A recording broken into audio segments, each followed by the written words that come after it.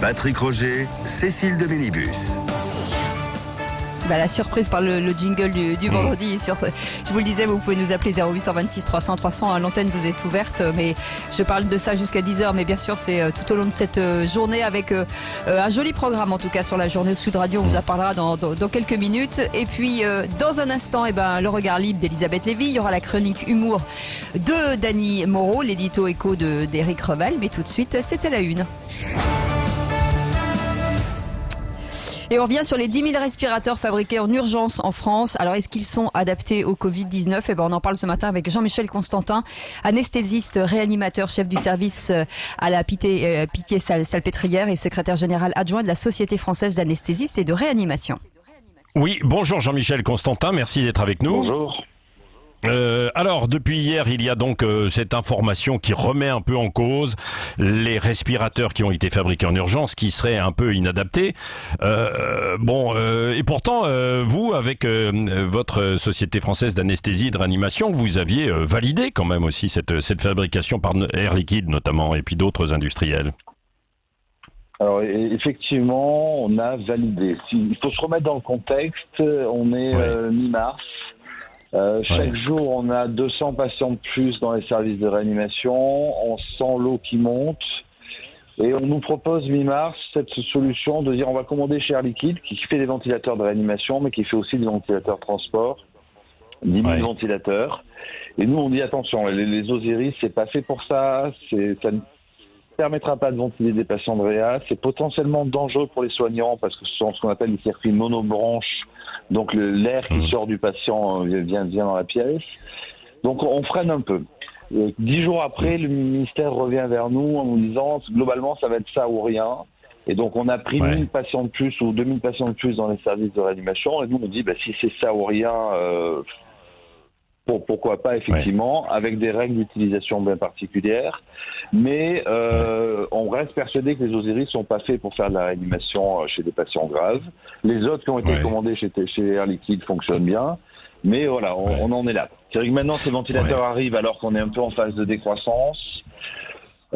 Moi j'aurais deux commentaires. Le premier c'est qui était capable le 27 mars de dire c'est de la connerie si vous me permettez, il faut pas commander ces ventilateurs-là parce qu'on n'en aura jamais besoin. Ça me semble difficile. La deuxième, c'est que ces ventilateurs, ils ne serviront pas à rien, puisqu'ils serviront pour faire du transport de patients de réanimation, ils serviront pour les SAMU, ils serviront pour les stocks du risque NRBC. Bon, donc oui, ils vont pouvoir, j'allais dire respirer, ils vont pouvoir être utilisés tout de même, on va pas les mettre à la casse. Et alors, est-ce qu'il faudrait en commander d'autres qui correspondent beaucoup plus à vos besoins, Jean-Michel Constantin? Parce que on dit qu'il y aura une prochaine vague par la suite, donc là, on est simplement au mois d'avril. Si il y a une prochaine vague fin juin, s'il y en a une autre en octobre, peut-être qu'il en faut une plus adaptée alors, non? Honnêtement, nous n'avons jamais manqué de ventilateurs, même quand on était à 7500 ou 8000 patients en réanimation en France. On a toujours eu assez de ventilateurs. Ce n'a jamais été le facteur bloquant. Sûrement qu'il faut, si on peut augmenter un peu le parc, augmentons-le dans l'hypothèse d'une seconde vague, mais dont l'intensité reste difficile à déterminer. Les modèles disent qu'on n'aura pas de vague plus importante que ce qu'on a eu, donc ça veut dire qu'on a les stocks. Oui, mais enfin permettez-moi de douter un peu quand même en fait des modèles, parce que il y en avait certains en courant janvier, on ne savait pas, on disait que ça allait être une grippette venant de la bouche de certains professionnels, donc on peut avoir des doutes, on ne sait pas. Jean-Michel Constantin, même évidemment quand on est scientifique aujourd'hui, on a le droit de dire qu'on ne sait pas précisément non plus. Et on passe notre temps à dire ça. Quand je parlais des modèles, je parlais des modèles de l'INSERM qui ont été publiés, qui sont les mêmes que ceux du Royal College, de l'Imperial College à Londres. Je parlais pas des discussions de comptoir ou des vidéos YouTube de certains scientifiques qui ont pris des positions dogmatiques alors qu'on n'avait pas les éléments pour pouvoir les soutenir. Non, vous avez entièrement raison. Le doute est là. Probablement qu'on peut se donner 15 jours, 3 semaines après le déconfinement pour voir un petit peu comment ça évolue. Mais parce qu'on peut en fabriquer ou pas les respirateurs que vous recherchez, qui seraient adaptés? Alors on peut, il y a un Air Liquide, on a fabriqué 1500, je crois, qui sont tout à fait adaptés à la réanimation. C'est des ventilateurs qu'on utilise. Ouais.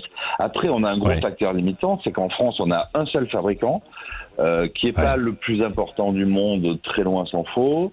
La fabrication des ventilateurs, c'est essentiellement l'Allemagne, les États-Unis, un petit peu la Chine. Donc il y a des histoires sur le marché où tout le monde demande, il y a des histoires de priorité nationale et qui font que en France, on fait un petit peu comme on peut. Ouais, c'est ça. Merci Jean-Michel Constantin. Ça va parce que vous êtes chef de service à la Pitié-Salpêtrière. Ça va les personnels et tout. Ça fait plus d'un mois maintenant et demi, un mois et demi que vous êtes sur le pont.